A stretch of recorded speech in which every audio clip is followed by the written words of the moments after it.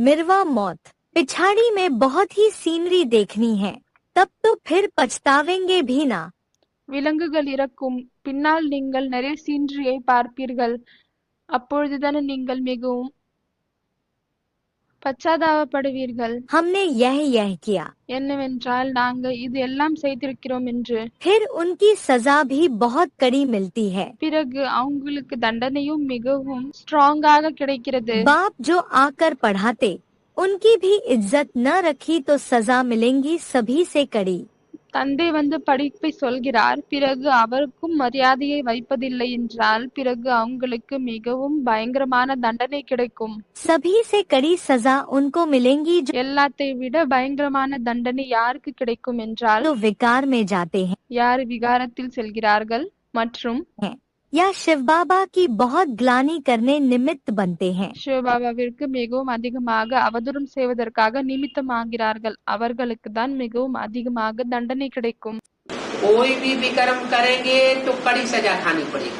எந்த விகர்மம் செய்தாலும் அதற்கு மிகவும் பயங்கரமான தண்டனையை அனுபவிக்க வேண்டியதாக இருக்கும்.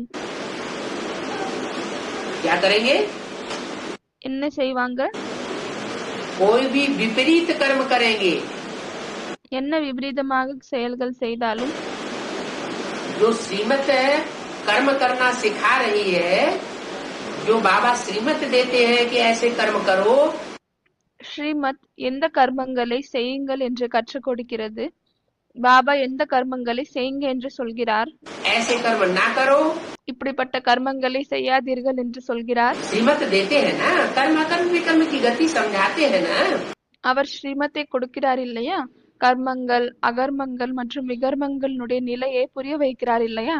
तो अगर विकर्म माना विपरीत कर्म करेंगे, जो मैं बताता हूँ कर्म करना, ஆகவே விகர்மங்கள் அப்படியானால் விபரீதமான கர்மங்களை செய்கிறீர்கள், எந்த கர்மங்களை நான் செய் என்று கற்றுக் கொடுக்கிறேனோ उस कर्म के विपरीत कर्म अगर करेंगे, मेरी அந்த கர்மங்களுக்கு விபரீதமான கர்மங்களை செய்கிறீர்கள், आज्ञा का उल्लंघन करेंगे, என்னுடைய ஆணையை மீறுகிறீர்கள், तो कड़ी सजा खानी पड़ेगी। அப்பொழுது பயங்கரமான தண்டனையை அனுபவிக்க வேண்டியதாக இருக்கும்.